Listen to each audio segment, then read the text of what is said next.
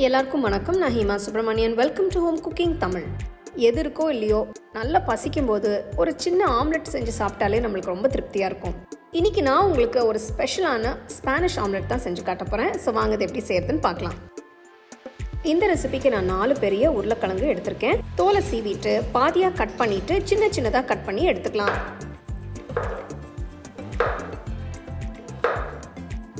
ரொம்ப மெலிசாவும் இல்லாமல் ரொம்ப கனமாகவும் இல்லாமல் மீடியம் சைஸில் கட் பண்ணிக்கோங்க. நீங்கள் எப்போ சமைக்கிறீங்களோ அப்போ நறுக்குங்க. ஒரு பேனில் 2 டேபிள் ஸ்பூன் எண்ணெயை ஊற்றி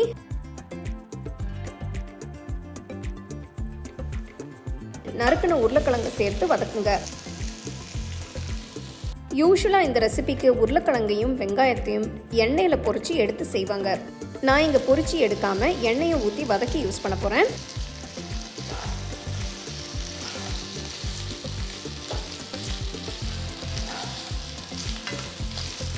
பாருங்க, உருளைக்கிழங்கு நல்ல நிறம் மாறி மேலே நல்ல கிறிஸ்பியாக வெந்திருக்கு. உருளைக்கிழங்கு நல்ல பொன்னிறமாக வறுப்பட்டதும் வெங்காயத்தை சேர்த்துடலாம். இந்த ரெசிபிக்கு நான் 3 பெரிய வெங்காயத்தை மெலிசா நீல வாக்கில் நறுக்கி சேர்க்குறேன். வெங்காயம் சேர்த்து 2-3 நிமிஷம் நல்லா வதக்கிக்கலாம்.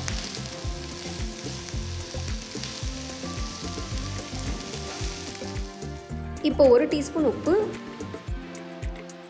1 டீஸ்பூன் மிளகாத்தூள், 1 டீஸ்பூன் சில்லி ஃப்ளேக்ஸ் சேர்த்து மிக்ஸ் பண்ணுங்க. இந்த ரெசிபிக்கு முதல்ல உருளைக்கிழங்கை வறுத்துட்டு அப்புறமா வெங்காயத்தை சேர்த்து வதக்குங்க.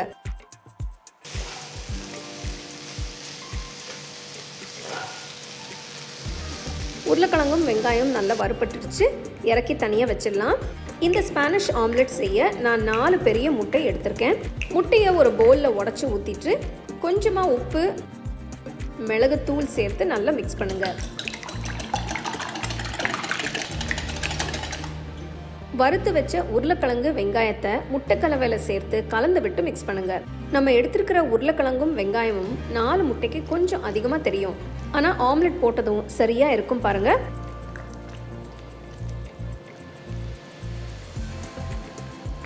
முட்டை, உருளைக்கிழங்கு, வெங்காயம் எல்லாத்தையும் நல்லா கலந்து ஒரு 15 நிமிஷம் அப்படியே விட்டுருங்க. இப்படி கொஞ்ச நேரம் ஊற விடுறதால ஆம்லெட் நல்ல வாசனையாகவும் டேஸ்டாகவும் இருக்கும். இந்த ஆம்லெட்டை ஒரு சின்ன நான்ஸ்டிக் பேனில் செஞ்சு நல்லாயிருக்கும். ஒரு சின்ன பேனில் 2 டீஸ்பூன் எண்ணெயை ஊற்றி எல்லா இடத்துலையும் எண்ணெய் படுற மாதிரி ஸ்ப்ரெட் பண்ணுங்க.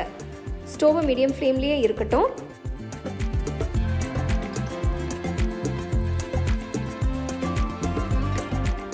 ப்ரிப்பேர் பண்ணி வச்சிருக்கிற முட்டை கலவையை ஊற்றி நல்லா ஈவனாக ஸ்ப்ரெட் பண்ணி விடுங்க.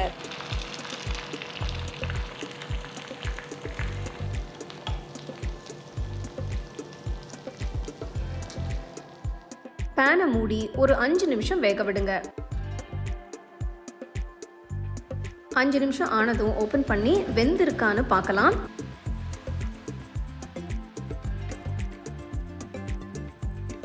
ஒரு பக்கம் நல்லா வெந்திருக்கு. இப்போ இன்னொரு பக்கம் திருப்பி போட்டு வேக விடணும். இது கொஞ்சம் திக்காக கனமாக இருக்கிறதால அப்படியே திருப்ப முடியாது.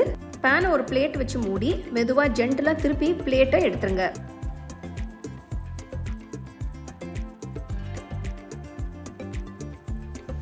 பேனில் இன்னும் கொஞ்சம் எண்ணெயை தடவி மெதுவாக பிளேட்லேருந்து பேனுக்கு மாற்றி இன்னொரு பக்கம் வேக விடலாம்.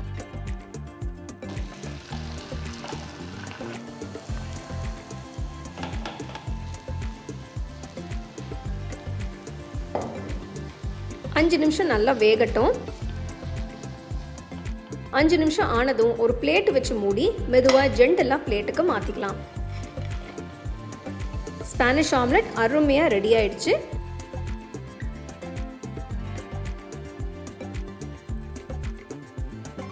கட் பண்ணி பாருங்க.